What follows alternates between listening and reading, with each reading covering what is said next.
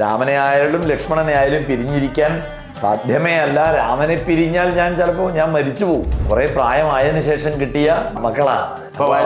വാത്സല്യം കൂടും. എല്ലാവരും സകല ലോകങ്ങളും പരമാത്മാവായിട്ടുള്ള ഇവനിലാണ് രമിക്കുന്നത്. ശരിക്കും പറഞ്ഞു കഴിഞ്ഞാൽ മാരീചൻ രാമഭക്തനായിട്ട് മാറി, നിവൃത്തിയില്ലാതെ മറ്റാർക്കും കാണാനാകാതെ ശിലാരൂപിണിയായിട്ട് കഠിന തപസ്സിൽ മുഴുകിക്കഴിയുന്ന ആ ബ്രഹ്മപുത്രിയായിട്ടുള്ള അഹല്യയുടെ പാപങ്ങളൊക്കെ തീർത്ത് പാദസ്പർശം കൊണ്ട് നീ അനുഗ്രഹിക്കണം. പണ്ടുള്ളവർക്ക് അങ്ങനെയാണല്ലോ, ഈ വാക്ക് പാലിക്കുക എന്നുള്ളത് വളരെ പ്രധാനമാണ്. പ്രതിജ്ഞാലംഘനം എന്ന് പറഞ്ഞാൽ മരണതുല്യമാണ്. രാമ രാഘവ രാമ ലക്ഷ്മണകുമാര കേൾ കോമളന്മാരായുള്ള ബാലന്മാരല്ലോ നിങ്ങൾ. ബ്രഹ്മദേവൻ പ്രാർത്ഥിച്ചതുകൊണ്ട് ഭൂമിയുടെ ഭാരം ഇല്ലാതാക്കാനായിട്ട് വന്ന് അവതരിച്ച സർവേശ്വരനാണ് കൗസല്യയിൽ പുത്രനായിട്ട് വന്നിട്ടുള്ളത്. വൈകുണ്ഠനാഥനായ ശ്രീമന് നാരായണൻ തന്നെയാണ്.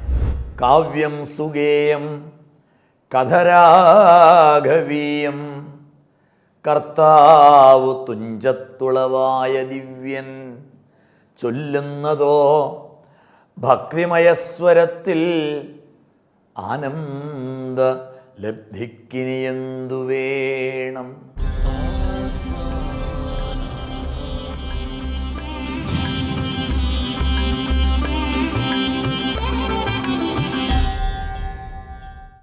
നമസ്കാരം സാർ. നമസ്തേ. നമസ്തേ സാർ, നമ്മൾ കഴിഞ്ഞ ദിവസം ശ്രീരാമചന്ദ്രൻ്റെയും ലക്ഷ്മണ ഭഗവാന്റെയും ഭരതശത്രുഘ്നന്മാരുടെയും അവതാരം, അതിനെക്കുറിച്ച് വരെയാണ് നമ്മൾ പറഞ്ഞു നിർത്തിയത്. അതെ അതെ സാറ് അതിനുശേഷം അവരുടെ ബാല്യകൗമാര ലീലകളും നാമകരണവും ഒക്കെ ഒന്ന് വിശദീകരിച്ച് പറഞ്ഞു തരാമോ? സാമോദം ബാലക്രീഡാതൽപരന്മാരാം കാലം രാമലക്ഷ്മണന്മാരും തമ്മിൽ ഒന്നിച്ചു വാഴും. ഭരതശത്രുഘ്നന്മാർ ഒരുമിച്ചെല്ലാ നാളും മരുവീടുന്നു. പായസാംശാനുസാരവശാൽ ഭരത ശത്രുഘ്നന്മാരെ എപ്പോഴും ഒരുമിച്ചാണ്. അതിന് കവിയുടെ പറയുന്നത് ആ പായസാംശം ഒന്നിച്ചായിരുന്നല്ലോ. ആ പായസം ഭുജിച്ചത് കാരണം സുമിത്രയും പാതി കൊടുത്തു, കൗസല്യയും പാതി കൊടുത്തു, കൈകേയിയും പാതി കൊടുത്തു സുമിത്രയ്ക്ക്. അപ്പോൾ അതുകൊണ്ടുള്ളത് അതായിരിക്കാം കാരണം എന്നാണ് ഇവിടെ മനോഹരമായിട്ട് പറയുന്നത്. അപ്പോൾ അങ്ങനെ പല പല ലീലകളുമായിട്ട് അവർ ആ ബാലലീലകൾ. എന്നാൽ ഭാഗവതത്തിലൊക്കെ ശ്രീകൃഷ്ണ ബാലലീലകൾ പറയുന്നത് പോലെ വളരെ വിസ്തരിച്ചിട്ടുള്ളൊരു ബാലലീലയൊന്നും രാമായണത്തിലില്ല. ഇപ്പോൾ നമുക്ക് കൃഷ്ണകഥകൾ പറയുമ്പോൾ നമ്മൾ ഏറ്റവും ആസ്വദിക്കുന്നതും ആനന്ദിക്കുന്നതും ബാലലീലകളാണ്. പക്ഷെ ഇവിടെ രാമായണത്തിൽ അങ്ങനെ വിസ്തരിച്ചിട്ടുള്ള ബാലലീലകളൊന്നും തന്നെ പറയുന്നില്ല.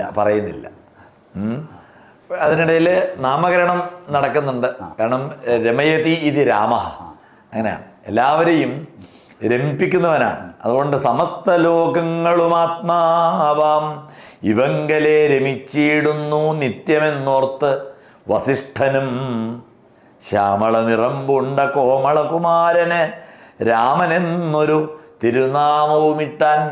രാമൻ എന്ന് പേര് നൽകി എന്നാണ്. എന്തുകൊണ്ട് രാമൻ എന്ന് വെച്ച് കഴിഞ്ഞാൽ എല്ലാവരും സകല ലോകങ്ങളും പരമാത്മാവായിട്ടുള്ള ഇവനിലാണ് രമിക്കുന്നത്. രമയതി അഥവാ രമയന്തി അസ്മിൻ ഇത് രാമ എന്നുള്ള അർത്ഥത്തിൽ രാമൻ എന്ന് ആ ശ്യാമളവർണ്ണനായ കോമളകുമാരനെ നാമകരണം ചെയ്തു. അതുപോലെ തന്നെ കൈകേയിയുടെ പുത്രൻ ഭരണകാര്യങ്ങളിലൊക്കെ നിപുണനാകും എന്ന് ദീർഘദൃഷ്ടി കൊണ്ട്, അങ്ങനെയാണല്ലോ പണ്ടുള്ള മഹർഷീശ്വരന്മാരൊക്കെ, ആ ദീർഘദൃഷ്ടി കൊണ്ട് അവന് ഭരതൻ എന്നും പേര് നൽകി. അതുപോലെ തന്നെ സുമിത്രയുടെ പുത്രന് ലക്ഷ്മണൻ എന്ന പേരും, രണ്ടാമത്തെ പുത്രന് ശത്രുവർഗത്തെയൊക്കെ ഹനിക്കും എന്നുള്ള അർത്ഥത്തിൽ ശത്രുഘ്നന്റെ മീനിങ് അർത്ഥം വരുന്നത് ശത്രുക്കളെയൊക്കെ ഹനിക്കുന്നവൻ. ശത്രുൻ ഹന്തി ഇത് ശത്രുഘ്ന, അങ്ങനെയാണ്. ആ നാമകരണമൊക്കെ വേണ്ട രീതിയിൽ നൽകി. അങ്ങനെ അവരൊക്കെ ആഹ്ലാദത്തോടു കൂടിയിട്ട് എല്ലാവരെയും ആനന്ദിപ്പിച്ചുകൊണ്ട് പല പല ലീലകളും അവിടെ ആടി എന്ന് ആ ബാലലീലകൾ പറഞ്ഞു. അതിനുശേഷം പിന്നെ അവരുടെ ആ കൗമാരത്തിലേക്കുള്ള അവരുടെ ആ വേഷപ്പകർച്ച പിന്നീട് നമുക്ക് കാണാൻ സാധിക്കും. ബ്രഹ്മദേവൻ്റെ പുത്രനായിട്ടുള്ള വസിഷ്ഠ മഹർഷി ഈ കുമാരന്മാരുടെ ഉപനയനാദി സംസ്കാരങ്ങളൊക്കെ വേണ്ട രീതിയിൽ നടത്തി.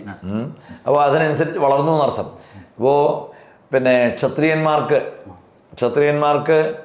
8 വയസ്സിന് ശേഷം ഒരു 10 വയസ്സ് ഉപനയനം അതൊക്കെയാണ്.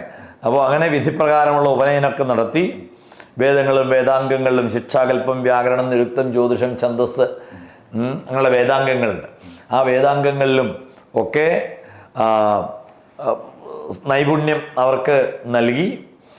പിന്നെ വസിഷ്ഠ മഹർഷി അവിടെ പറയുന്നുണ്ട്, ഈ സാക്ഷാൽ സർവീശ്വരന്മാരായിരിക്കുന്ന രാമലക്ഷ്മണ ഭരത ശത്രുഘ്നന്മാരുടെ ഗുരുനാഥനാകാൻ വസിഷ്ഠ മഹർഷിക്ക് യോഗം, ഒരു ഭാഗ്യം, ഒരു സൗഭാഗ്യം ലഭിച്ചല്ലോ എന്നും അവിടെ പറയുന്നുണ്ട്. പിന്നെ ധനുർവേദത്തിൽ അവർ ഒരു അസാധാരണമായിട്ടുള്ള ഒരു സാമർഥ്യം നേടി മക്കള് എന്നറിഞ്ഞപ്പോൾ 4 പേരും. അപ്പോൾ ദശരഥ മഹാരാജാന് വലിയ സന്തോഷമായി. വസിഷ്ഠ മഹർഷിയെ പ്രത്യേകിച്ച് ആദരിച്ചു. അങ്ങനെ 2 രാമലക്ഷ്മണന്മാരും ഭരത ശത്രുഘ്നന്മാരും അങ്ങനെ ഇരട്ടകൾ പോലെയാണ്, എപ്പോഴും ഒന്നിച്ചാണ് അവർ എപ്പോഴും. ശത്രുഘ്നനും ലക്ഷ്മണനുമാണ്. പക്ഷെ തിരിച്ചാണ് ഇങ്ങനെയാണ് അവർ ഒന്നിച്ചവരുടെ ആ ഒരു സൗഹാർദ്ദം. അങ്ങനെ അതിനിടയിലാണ് ലക്ഷ്മണനോടൊപ്പം രാമൻ അശ്വാരൂഢനായിട്ട് നായാട്ടിന് പോയി. അത് അവിടെ ചെറിയൊരു വർണ്ണന അവിടെയുണ്ട്. ആ നായാട്ടിന് പോകുന്നതും ഒക്കെ വർണ്ണിക്കുന്നുണ്ട് അവിടെ. ദുഷ്ടമൃഗങ്ങളെയൊക്കെ നിഗ്രഹിക്കുന്നതും ഒക്കെ ആയിട്ട് അവിടെ പറഞ്ഞു. പിന്നെ ദുഷ്ടമൃഗങ്ങളൊക്കെ നിഗ്രഹിച്ചിട്ട് വന്ന് അച്ഛൻ്റെ കാൽക്കൽ അതൊക്കെ വെച്ച് വീണ് നമസ്കരിച്ചു, അനുഗ്രഹം വാങ്ങി എന്നൊക്കെ പറയുന്നുണ്ട്. പിന്നെ ഒരു ദിവസം രാവിലെ സാധാരണ പോലെ കുളിയും ഒക്കെ കഴിഞ്ഞ് രാവിലത്തെ കർമ്മങ്ങളൊക്കെ വേണ്ട പോലെ നിർവഹിച്ചു. അപ്പോഴാണ് വിശ്വാമിത്രൻ്റെ വരവ്. യാഗരക്ഷ എന്നുള്ള വിഷയം അവിടെയാണ് വരുന്നത്. അക്കാലം വിശ്വാമിത്രനാകിയ മുനികുല മുഖ്യൻ അയോധ്യയ്ക്കമ്മാരെഴുന്നള്ളീടിനാൻ രാമനായവനിയിൽ മായയാ ജനിച്ചൊരു കോമളമായ രൂപം പൂണ്ടൊരു പരാത്മാനം ആനന്ദാമൃതം കണ്ടുകൊള്ളുവാൻ ചിത്തത്തിൽ നിറഞ്ഞാശൊഴിഞ്ഞ ഭക്തിയോടെ. അപ്പോൾ സാക്ഷാൽ സർവീശ്വരനായിരിക്കുന്ന പരമാത്മാവാണ്, ഭഗവാനാണ് രാമനായിട്ട് വന്നത് എന്നറിയുന്ന വിശ്വാമിത്രൻ ആ പരമാത്മ സ്വരൂപനെ ഭക്തിപൂർവ്വം നമസ്കരിക്കാനായിട്ട് വന്നു. അപ്പോൾ വിശ്വാമിത്രനെ കണ്ടപ്പോൾ ദശരഥന് വലിയ സന്തോഷമായി. സന്തോഷത്തെക്കാൾ സംഭ്രമമായി. കാരണം ഓർക്കപ്പുറത്ത് ഒരാണല്ലോ. അപ്പോൾ അങ്ങനെ സംഭ്രമത്തോടു കൂടിയിട്ട് വേണ്ട രീതിയിൽ എതിരേറ്റ് പൂജിച്ചു. അപ്പോൾ എന്താ പ്രത്യേകിച്ച് വരാൻ കാരണം? പ്രത്യേകിച്ച് വല്ലതും ചെയ്തു തരാനുണ്ടോ? അങ്ങ് വന്നതിൽ തന്നെ ഞാൻ ധന്യനായി, ജന്മസാഫല്യം തന്നെയാണ്. ഉദ്ദേശം എന്താണ് എന്നറിയിച്ചു കഴിഞ്ഞാൽ അതെന്താണെങ്കിലും ഞാൻ ചെയ്തു തരാം, അതിനൊരുക്കമാണ് എന്ന് പിന്നെ സ്വീകരിച്ചുകൊണ്ട് ദശരഥ മഹാരാജാവ് വിശ്വാമിത്ര മഹർഷിയോട്. അപ്പോൾ സന്തോഷത്തോടു കൂടിയിട്ട് വിഷയം അവതരിപ്പിച്ചു. ഞാൻ അമാവാസ്യതോറും പിതൃദേവാദികളെ ധ്യാനിച്ച് ചെയ്തിടുന്ന ഹോമത്തെ മുടക്കുന്നോർ ആരൊക്കെയാ? മാരീച സുബാഹുമുഖ്യന്മാരാം നക്തഞ്ചരന്മാരിരുവരും അനുചരന്മാരായുള്ളോരും അവരെ നിഗ്രഹിച്ച് യാഗത്തെ രക്ഷിപ്പാനായി അവനീപതേ രാമദേവനെ അയക്കേണം. ഇതാണ് ഉദ്ദേശം. ഞാൻ അമാവാസ്യ തോറും യാഗം ചെയ്യുന്നുണ്ട്. ആ യാഗം മുടക്കാൻ മാരീചനും സുബാഹുവും അവൻ്റെ കുറേ അനുചരന്മാരും. ഈ മാരീചനും സുബാഹുവും സഹോദരന്മാർ. അപ്പം അവർ വന്ന് വലിയ പ്രയാസം ഉണ്ടാക്കുന്നുണ്ട്. അതുകൊണ്ട് ലക്ഷ്മണനെയും രാമനെയും ലക്ഷ്മണനെയും യാഗരക്ഷക്കായിട്ട് എൻ്റെ കൂടെ ഒന്ന് അയക്കണം. അപ്പോൾ വിശ്വാമിത്രൻ ഇങ്ങനെ ഒരു ആവശ്യം പറയുമെന്ന് വിചാരിച്ചില്ല. എന്താവശ്യമുണ്ടെങ്കിലും പറഞ്ഞോളൂ, ഞാൻ ചെയ്തു തരാമെന്ന് വാക്ക് പറയുകയും ചെയ്യും. പണ്ടുള്ളവർക്ക് അങ്ങനെയാണല്ലോ, ഈ വാക്ക് പാലിക്കുക എന്നുള്ളത് വളരെ പ്രധാനമാണ്. പ്രതിജ്ഞാലംഘനം എന്ന് പറഞ്ഞാൽ മരണതുല്യമാണ്. അപ്പോൾ പറഞ്ഞുപോയി, എന്തു ചെയ്യും? മകനെ ഉപേക്ഷിക്കാൻ എനിക്ക് സാധ്യമേ അല്ല. ഭാഗ്യമുണ്ട്, അതും കുറെ പ്രായമായതിനു ശേഷം കിട്ടിയ മക്കളാണ്. വാത്സല്യം കൂടും. അപ്പോൾ അതുകൊണ്ട് എനിക്ക് ഈ കുട്ടികളെ രാമനെ ആയാലും ലക്ഷ്മണനെ ആയാലും പിരിഞ്ഞിരിക്കാൻ സാധ്യമേ അല്ല. രാമനെ പിരിഞ്ഞാൽ ഞാൻ മരിച്ചു പോകും. അതുകൊണ്ട് ഇനിയിപ്പോൾ രാമനെ അയച്ചില്ലെങ്കിലോ ക്ഷിപ്ര കോപിയാണ് വിശ്വാമിത്രൻ. വിശ്വാമിത്രൻ ചിലപ്പോൾ ശപിച്ചിട്ട് നമ്മുടെ കുലത്തെ തന്നെ മുടിച്ചു കളയും. എന്ത് ചെയ്യും എന്നിങ്ങനെ ആലോചിച്ച് ഇനിയിപ്പോൾ എന്ത് ചെയ്യണം? അപ്പോൾ വസിഷ്ഠ മഹർഷിയോട് സങ്കടം പറഞ്ഞു, ഇതിങ്ങനെയാണ് അവസ്ഥ, എന്ത് ചെയ്യണം? അപ്പോൾ പിന്നെ വസിഷ്ഠ മഹർഷിക്ക് സംശയമേ ഇല്ല. പറഞ്ഞു, ദേവന്മാർ കൂടി അവരെല്ലാവരും കൂടി രഹസ്യമായിട്ട് വെച്ചിരിക്കുന്ന ഒരു സത്യമുണ്ട്, അത് ഞാൻ അങ്ങേക്ക് പറഞ്ഞു തരാം. യഥാർത്ഥത്തിൽ ഇപ്പോൾ അങ്ങയുടെ മകനായിട്ട് വന്നിരിക്കുന്ന രാമൻ മനുഷ്യനല്ല, സാക്ഷാൽ മഹാവിഷ്ണു തന്നെയാണ്. അപ്പോൾ സാക്ഷാൽ പരമാത്മാവ് തന്നെയാണ്. ബ്രഹ്മദേവൻ പ്രാർത്ഥിച്ചതുകൊണ്ട് ഭൂമിയുടെ ഭാരം ഇല്ലാതാക്കാനായിട്ട് വന്ന് അവതരിച്ച സർവേശ്വരനാണ് കൗസല്യയിൽ പുത്രനായിട്ട് വന്നിട്ടുള്ളത്. വൈകുണ്ഠനാഥനായ ശ്രീമന് നാരായണൻ തന്നെയാണ്. അതുകൊണ്ട് തന്നെ ധൈര്യമായിട്ട് വിശ്വാമിത്രൻ്റെ കൂടെ അയക്കാം. അതിൽ യാതൊരു പരിഭ്രമവും വേണ്ട. അവരുടെ ശരിക്കുള്ള ആരാണെന്ന് പറഞ്ഞു കൊടുത്തു. എന്ന് പറഞ്ഞാൽ മുൻപ് ഭഗവാനോട് പ്രാർത്ഥിച്ച ഒരു പുത്രഭാഗ്യം വേണമെന്ന് ഭഗവാനോട് പ്രാർത്ഥിച്ച കശ്യപ പ്രജാപതിയാണ് അങ്ങ് ദശരഥനായിട്ട് വന്നിരിക്കുന്നത്. പറഞ്ഞു. കശ്യപ പ്രജാപതിയാണ്. കൗസല്യ എന്ന് പറയുന്നത് അതിഥിയാണ്, അതിഥി ദേവിയാണ്. അതുകൊണ്ട് തന്നെ നിങ്ങളുടെ ആ ആഗ്രഹം സഫലമാക്കാൻ വേണ്ടിയിട്ട് അങ്ങ് ഞങ്ങളുടെ പുത്രനായിട്ട് ജനിക്കണമേ എന്ന് പണ്ട് പ്രാർത്ഥിച്ചതിൻ്റെ സാഫല്യമാണ് ഇപ്പോൾ വന്നിരിക്കുന്നത്. ഇനി അത് മാത്രമല്ല, ഭഗവാന്റെ ശരിക്കും അനന്തനാണ് ലക്ഷ്മണൻ. ഇവിടെ ഇന്നലെ ചോദിച്ചല്ലോ, ആരാണ് ഈ മക്കളെന്ന് ചോദിച്ചല്ലോ. അതിന് ഇവിടെ അതിനുള്ള മറുപടി ഇവിടെ പറയുന്നുണ്ട്. യഥാർത്ഥത്തിൽ പൃഥ്വീന്ദ്ര ശേഷൻ തന്നെ ലക്ഷ്മണനാകുന്നതും ശംഖചക്രങ്ങളല്ലോ ഭരതശത്രുഘ്നന്മാർ. അനന്തനാണ് ലക്ഷ്മണനായിട്ട് വന്നിരിക്കുന്നത്. ശംഖും ചക്രവുമാണ് ഭരതശത്രുഘ്നന്മാരായിട്ട് വന്നിരിക്കുന്നത്. അതുകൊണ്ട് ശംഖ കൈവിട്ടു കേട്ടുകൊണ്ടാലും ഇനിയും നീ യോഗമായ ദേവിയും സീതയായി മിഥിലയിൽ യാഗവേളായാം അയോനിജയായി ഉണ്ടായി വന്നു. അവിടെ അയോനിജയായിട്ട് മായാദേവി സീതയായിട്ട് ജനിച്ചിട്ടുണ്ട്. അതുകൊണ്ട് സംശയമൊന്നും വേണ്ട, ധൈര്യമായിട്ട് പുത്രനെ കൂടെ അയച്ചിടുക മടിയാതെ. വിശ്വാമിത്രൻ്റെ കൂടെ ധൈര്യമായിട്ട് അയച്ചോളൂ, സന്ദേഹം വേണ്ട, ഭയപ്പെടുകയേ വേണ്ട എന്ന് പറഞ്ഞപ്പോൾ സന്തുഷ്ടനായി. ദശരഥനും കൗശികനെ വന്ദിച്ച് യഥാവിധി പൂജിച്ച് ഭക്തിപൂർവം രാമലക്ഷ്മണന്മാരെ കൊണ്ടുപോയിക്കൊണ്ടാലും.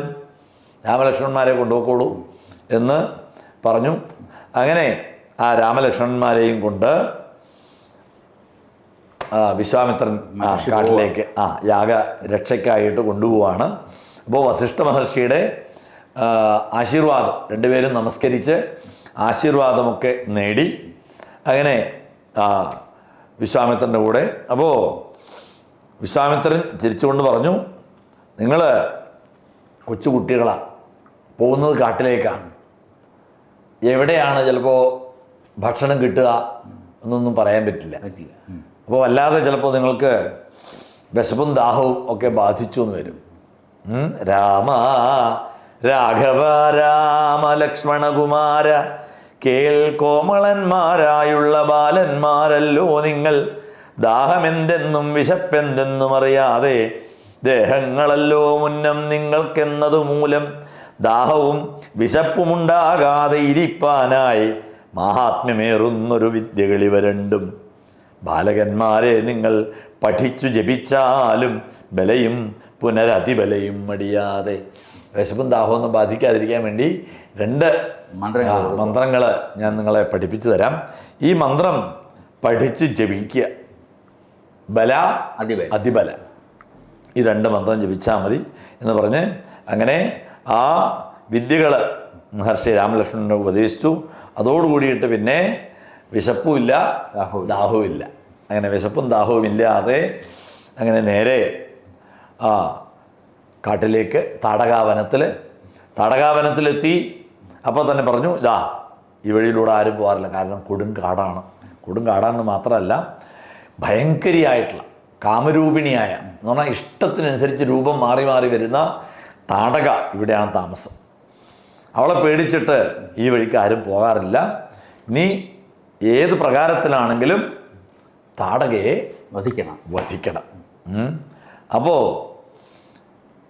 രാമൻ അപ്പം തന്നെ ഞാണൊലി അങ്ങോട്ട് ഉണ്ടാക്കി. അപ്പോൾ രാക്ഷസി ആ ശബ്ദം അങ്ങോട്ട് കേട്ടു, പിടിച്ചു തിന്നാനായിട്ട് വേഗത്തിൽ വന്നു. അപ്പോൾ തന്നെ രാമൻ പിന്നോട്ട് സംശയിച്ചില്ല. അതിഭയങ്കര രൂപിണിയായിട്ടുള്ള ആ താടകയെ അമ്പെയ്തങ്ങോട്ട് വീഴ്ത്തി. അമ്പെയ്തങ്ങോട്ട് വീഴ്ത്തിയപ്പോൾ ആ മൃതശരീരം അവിടെ വന്ന് വീണു മാത്രമല്ല, ആ മൃതശരീരത്തിൽ നിന്ന് പെട്ടെന്ന് അതിസുന്ദരിയായിട്ടുള്ള ഒരു സ്ത്രീയായിട്ട്, നല്ല സർവാഭരണ വിഭൂഷിതയായിട്ടുള്ള ഒരു സുന്ദരിയായിട്ടുള്ള സ്ത്രീ, ഒരു യക്ഷി പൊങ്ങി വരുന്നത് കണ്ടു. അപ്പോൾ ശാപം കൊണ്ട് രാക്ഷസിയായി തീർന്ന യക്ഷി, ആ യക്ഷിയാണ് രാമദേവനെ വന്ന് നമസ്കരിച്ചിട്ടാണ് പിന്നെ ദേവലോകത്തിലേക്ക് പോയത്. രത്നാഭരണഭൂഷിത ഗാത്രിയായി സുന്ദരിയായ യക്ഷി തന്നെയും കാണായി വന്നു ഒക്കെ അവിടെ പറയുന്നുണ്ട്. അതിനുശേഷം അവിടുന്ന് നേരെ ദേവലോകത്തിലേക്ക് പോയി എന്നും അവിടെ പറഞ്ഞു. പിന്നെ രാമനും ലക്ഷ്മണനും കുറേ മന്ത്രങ്ങളും അസ്ത്രങ്ങളും ഒക്കെ, ദിവ്യ അസ്ത്രങ്ങളൊക്കെ ഉപദേശിച്ചു കൊടുക്കുകയാണ് രാമലക്ഷ്മണന്മാർക്ക്. അങ്ങനെ പല പിന്നെ ഇതൊക്കെ ഉപദേശിച്ചു കൊടുത്തു. അതിനുശേഷം നേരെ ആ കാമാശ്രമത്തിൽ ആ രാത്രി അവിടെ കഴിച്ചു കൂട്ടി. പിന്നെ സന്ധ്യാവന്ദനാദികളൊക്കെ നടത്തിയിട്ട് യാത്ര തുറന്നു സിദ്ധാശ്രമത്തിൽ. ആ സിദ്ധാശ്രമത്തിലെത്തിയപ്പോൾ മുനിശ്രേഷ്ഠന്മാരെല്ലാവരും ചേർന്ന് രാമലക്ഷ്മണന്മാരെ സ്വീകരിച്ചു. കാരണം അവരൊക്കെ കാത്തിരിക്കുകയാണ്. കാരണം അവരൊക്കെ ചെയ്യുന്ന യാഗത്തെയാണ് തടയുന്നത്. അപ്പോൾ അവരെല്ലാവരും വളരെ സന്തോഷത്തോടു കൂടിയിട്ട് വന്ന് എതിരേറ്റു. അവരെയൊക്കെ നമസ്കരിച്ചു. പിന്നെ സൽക്കാരം ഇതൊക്കെ കഴിഞ്ഞു. അപ്പോൾ രാമൻ വിശ്വാമിത്രനോട് പറഞ്ഞു, ഇനി ധൈര്യമായിട്ട് അങ്ങ് ഇവിടെ നടത്താനുള്ള അവര് വരും. ഈ സമയത്താണ് അവർ ഇനി അവരുടെ രംഗപ്രവേശം വരുന്നേ ഉള്ളൂ. അപ്പോൾ ഏത് വിധത്തിലായാലും അങ്ങക്കൊരു പ്രയാസം ഉണ്ടാവില്ല. താപസോത്തമ ഭവാൻ ദീക്ഷിക്കയാഗമിനി താപം കൂടാതെ രക്ഷിച്ചിടുവൻ എന്ന് വാക്കു കൊടുക്കുകയാണ്. ഞാൻ രക്ഷിച്ചോളാം, അങ്ങ് ധൈര്യമായിട്ട് യാഗം നടത്തിക്കോളൂ എന്ന് പറഞ്ഞു. അങ്ങനെ വിശ്വാമിത്രൻ യാഗം തുടങ്ങി. അപ്പോഴേക്ക് രാക്ഷസന്മാർ വരാൻ തുടങ്ങി. രാക്ഷസന്മാർ പടകളോട് കൂടിയിട്ട് വന്നു. ഉച്ച സമയത്ത് ആകാശത്ത് നിന്ന് രാക്ഷസന്മാർ രക്തമഴ, അങ്ങനെയാണ് ആ രക്തത്തിൻ്റെ മഴയൊക്കെ പെയ്യിച്ചു ചൊരിഞ്ഞു. അപ്പോൾ മാരീചൻ്റെയും സുബാഹുവിൻ്റെയും രൂപം അപ്പോഴാണ് തെളിഞ്ഞ് കണ്ടത്. മാരീചനെയും സുബാഹുവിനെയും കണ്ടു.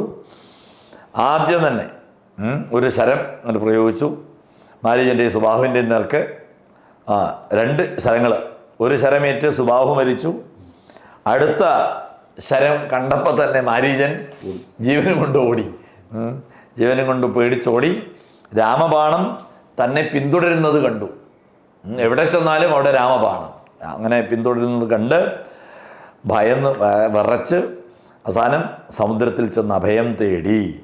രാമബാണം അവിടെയും ദഹിപ്പിക്കാൻ വന്ന് കണ്ടപ്പോൾ രക്ഷയില്ല എന്ന് മനസ്സിലായപ്പോൾ രാമനെ തന്നെ അഭയം പ്രാപിച്ചു, ആശ്രയിച്ചു. രക്ഷിക്കണേ എന്ന് പറഞ്ഞു.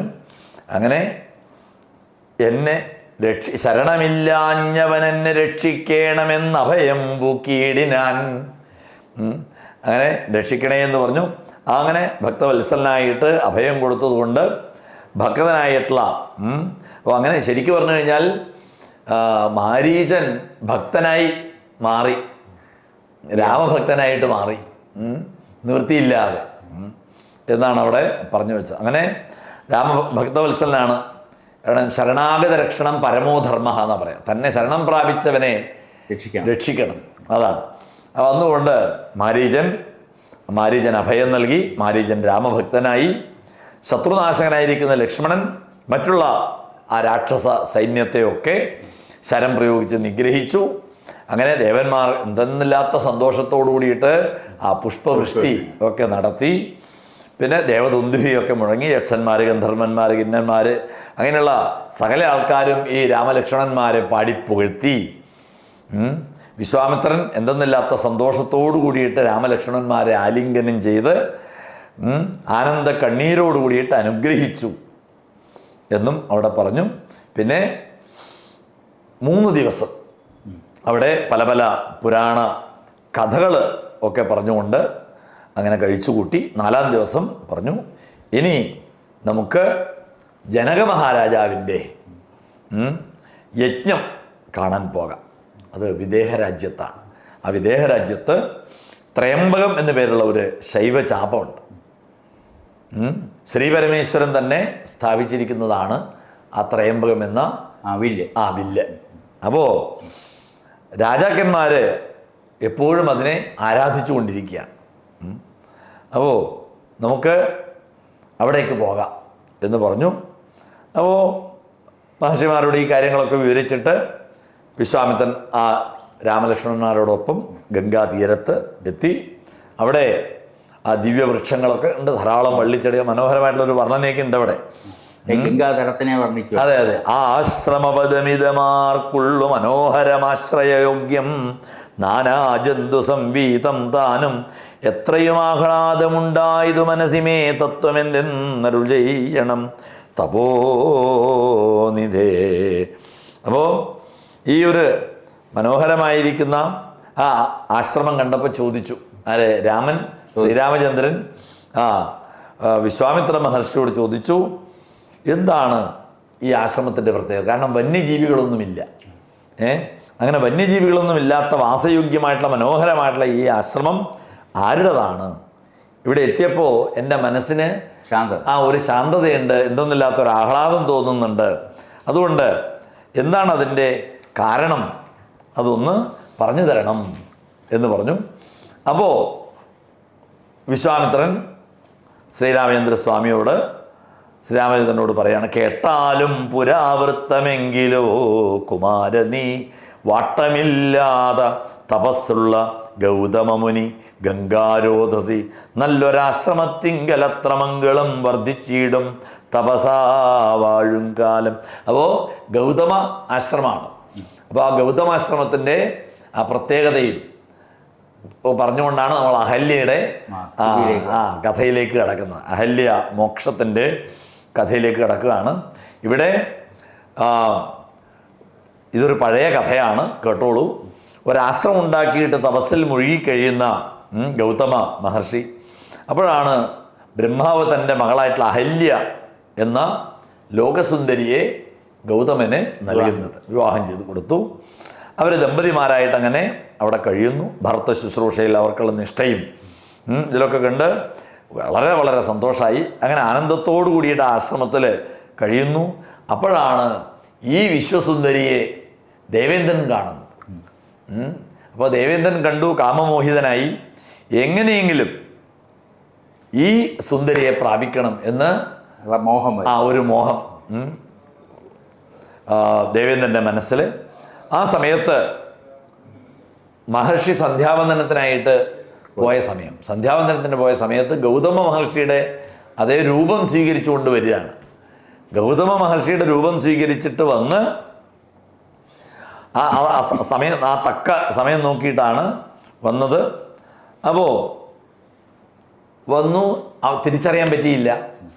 സത്യത്തിൽ ഭർത്താവാണ് എന്ന് തെറ്റിദ്ധരിച്ചു. പക്ഷേ അത് കഴിഞ്ഞ് സാക്ഷാൽ മഹർഷി വന്നു പറയും. വരികയാണ്. സാക്ഷാൽ ഗൗതമ മഹർഷി വരുമ്പോഴാണ് തൻ്റെ ആശ്രമത്വം പുറത്തേക്ക് വരുന്ന ദേവേന്ദ്രനെ കാണുന്നത്. ദേവേന്ദ്രനെ കണ്ടു. ദേവേന്ദ്രൻ മഹർഷിയുടെ മുന്നിൽ ഇങ്ങനെ പേടിച്ച് കിടുകിട വിറച്ചുകൊണ്ട് നിൽക്കുകയാണ്. അപ്പോൾ തന്നെ പറഞ്ഞു, ദുഷ്ട, അവിടെ നീ ആരാണ്? നാണമില്ലാതെ ഏത് മഹാപാപിയാണ് നീ? ഞാനില്ലാത്ത സമയത്ത് എൻ്റെ ഭാര്യയെ പ്രാപിക്കാനായിട്ട് വന്നത് എന്നൊക്കെ ദേഷ്യപ്പെട്ട് പറഞ്ഞു. സത്യം പറഞ്ഞില്ലെങ്കിൽ ശാപം കൊണ്ട് ഇപ്പം തന്നെ ഭസ്മമാക്കി കളയുന്നു. അപ്പോൾ പറഞ്ഞു, ഞാൻ ദേവേന്ദ്രനാണ്, കാമാന്ധനായിട്ട് മൗഢ്യം കൊണ്ട് പറ്റിയ തെറ്റാണ്, അങ്ങ് എന്നോട് ക്ഷമിക്കണം എന്നൊക്കെ പറഞ്ഞു. അപ്പോൾ പറഞ്ഞു, ഇല്ല, ദുഷ്കർമ്മം ചെയ്ത കർമ്മത്തിൻ്റെ ഫലം നീ അനുഭവിച്ചേ പറ്റൂ. അതുകൊണ്ട് നീ ശരീരത്തിൽ 1000 യോനിയുള്ളവനായി തീരട്ടെ എന്നൊക്കെ ശപിച്ചു. പർണശാലയിലേക്ക് കടന്നപ്പോഴാണ് അഹല്യയെ കണ്ടത്. പേടിച്ചങ്ങട് കിടുകിടെ വിറക്കുകയാണ്. അപ്പോൾ അഹല്യ കണ്ടിട്ട് പറഞ്ഞു, നീ ദുർനടപ്പുകാരിയാണ്, അതുകൊണ്ട് നീ വല്ലാത്ത സാമർഥ്യമാണ് കാട്ടിയത്. നീ ചെയ്ത ഈ ഒരു മഹാപാപത്തിന്, ആ പാപത്തിന് പരിഹാരമായിട്ട് നീ കൊടിയ വ്രതം തന്നെ അനുഷ്ഠിക്കണം. കാമകിങ്കരിയാണ്, അതുകൊണ്ട് നീ ഒരു ശിലയായി തീരട്ടെ. നീ ഒരു ശിലയായി തീർന്നിട്ട് ആ ശ്രീരാമൻ്റെ പാതാരവിന്ദത്തെ ധ്യാനിക്കുക. അങ്ങനെ രാമപാദാബ്ജം ധ്യാനിക്കുക. ധ്യാനിച്ചുകൊണ്ട് കാറ്റും മഴയും വെയിലും മഞ്ഞും ഒക്കെ കൊണ്ട് സഹിച്ച് രാപ്പകൽ നിരാഹാരമായിട്ട് നീ ഇവിടെ കഴിയണം. സാക്ഷാൽ ശ്രീരാമൻ തന്നെ അവതരിക്കും. വന്നിട്ട് നിനക്ക് മുക്തി തരും. രാമദേവന്റെ പാദകമലങ്ങൾ പതിക്കുന്നത് വരെ, സ്പർശിക്കുന്നത് വരെ നീ ഇത് അനുഭവിക്കണം. ആ രാമപാദ സ്പർശനമേൽക്കുമ്പോൾ നിന്റെ സകല ദുരിതങ്ങളും മാറും. നിനക്ക് ശാപമോക്ഷം കിട്ടും. പിന്നീട് നീ ഭക്തിപൂർവ്വം രാമനെ പ്രദക്ഷിണം ചെയ്ത് നമസ്കരിക്കണം എന്നൊക്കെ പറഞ്ഞ് ഗൗതമ മഹർഷി അപ്പോൾ തന്നെ അവിടുന്ന് നേരെ ഹിമാലയ പാർശ്വത്തിലേക്ക് പോയി. അന്നു മുതൽ അഹല്യ ഇവിടെ കല്ലായിരിക്കുകയാണ്, താമസിക്കുകയാണ്. നിന്റെ ആ പാതാരവിന്ദങ്ങൾ, ആ പാദപാംസുക്കൾ ഏൽക്കാൻ ഇനി ഒട്ടും താമസിക്കണ്ട. കാരണം അന്നു മുതൽ കാത്തിരിക്കുകയാണ്. ശരിക്കും പറഞ്ഞു കഴിഞ്ഞാൽ ഒരു തപസ്സാണ് അഹല്യ അനുഷ്ഠിച്ചിരിക്കുന്നത് എന്ന് പറഞ്ഞു. മറ്റാർക്കും കാണാനാകാതെ ശിലാരൂപിണിയായിട്ട് കഠിന തപസ്സിൽ മുഴുകിക്കഴിയുന്ന ബ്രഹ്മപുത്രിയായിട്ടുള്ള അഹല്യ, ആ ബ്രഹ്മപുത്രിയായിട്ടുള്ള അഹല്യയുടെ പാപങ്ങളൊക്കെ തീർത്ത് പാദസ്പർശം കൊണ്ട് നീ അനുഗ്രഹിക്കണം എന്ന് വിശ്വാമിത്രൻ രാമനോട് പറഞ്ഞു. അപ്പോൾ തന്നെ രാമൻ്റെ കൈക്ക് പിടിച്ചുകൊണ്ട് ആശ്രമമുറ്റത്തെത്തി. അപ്പോൾ ആ ശിലാരൂപം അവിടെ ഉണ്ട്. അത് രാമന് മാത്രമേ കാണാൻ സാധിക്കുള്ളൂ. അപ്പോൾ രാമന് കാട്ടിക്കൊടുത്തു. അപ്പോൾ രാമോഹം എന്ന് പറഞ്ഞുകൊണ്ട് ശ്രീരാമൻ ആ പാറയിൽ കാലങ്ങട് എടുത്തു വെച്ചു. ശരിക്കും അഹല്യയെ നമസ്കരിച്ചു. രാമചന്ദ്രൻ്റെ ആ ഒരു പാദസ്പർശമേൽക്കുമ്പോഴേക്ക് തന്നെ അഹല്യക്കുണ്ടായ ആനന്ദമൊന്നും പറഞ്ഞറിയിക്കാൻ പറ്റാത്തതാണ് എന്നും അവിടെ പറഞ്ഞു. അങ്ങനെ ആ അഹല്യ ഗംഭീരമായിട്ട് അങ്ങോട്ട് സ്തുതിക്കുന്നുണ്ട്. അഹല്യാസ്തുതി. ജ്ഞാനഹോ കൃതാർത്ഥയായേൻ ജഗന്നാഥ, നിന്നെ കാണായി വന്നതു മൂലമത്രയുമല്ല ചൊല്ലാം. പദ്മജ രുദ്രാദികളാൽ അപേക്ഷിതം പാദപത്മ സംലഗ്ന പാംസുലേശമിന്നെനിക്കല്ലോ സിദ്ധിച്ചു ഭവത്പ്രസാദാതിരേകത്താൽ. അതിനെത്തുമോ ബാഹുകൽപ്പകാലം എത്ര ബഹുകൽപ്പകാലം ആരാധിച്ചാലും, എത്രയോ കൽപ്പകാലം ആരാധിച്ചാലും കിട്ടാത്തൊരു മഹാസൗഭാഗ്യമാണ് എനിക്ക് ഇപ്പോൾ കിട്ടിയത്. കാരണം എനിക്ക് അങ്ങയെ കാണാൻ സാധിച്ചു. ബ്രഹ്മാവും മഹാദേവനും കൂടി ആഗ്രഹിക്കുന്ന ആ പാദപത്മങ്ങളിലെ പാംസുലേശം എനിക്കിന്ന് ഏറ്റുവാങ്ങാൻ സാധിച്ചു. അതുകൊണ്ട് തന്നെ അങ്ങയുടെ പാദകമലങ്ങളിലെ രജസ് കൊണ്ട് പവിത്രമായിട്ടുള്ള ഗംഗാമാതാവ്, പരമേശ്വരൻ, ബ്രഹ്മാവ് ഇവരെ കൂടി പവിത്രരാക്കുന്നതാണ്. അത്രയും മഹത്വമുള്ള അങ്ങയുടെ പാദം സ്പർശിക്കാനുള്ള ഭാഗ്യം എനിക്കുണ്ടായി. വൈകുണ്ഠനാഥ, ഈ ഭാഗ്യം ലഭിക്കാൻ പണ്ട് ഞാൻ എന്ത് പുണ്യകർമ്മമാണ് ചെയ്തത്, എന്തുകൊണ്ടാണ് എനിക്ക് ഈ ഒരു മഹാ സൗഭാഗ്യം ലഭിച്ചത് എന്നൊക്കെ പറഞ്ഞ് അതിഗംഭീരമായിട്ട് സ്തുതി അഹല്യ സ്തുതിച്ചു.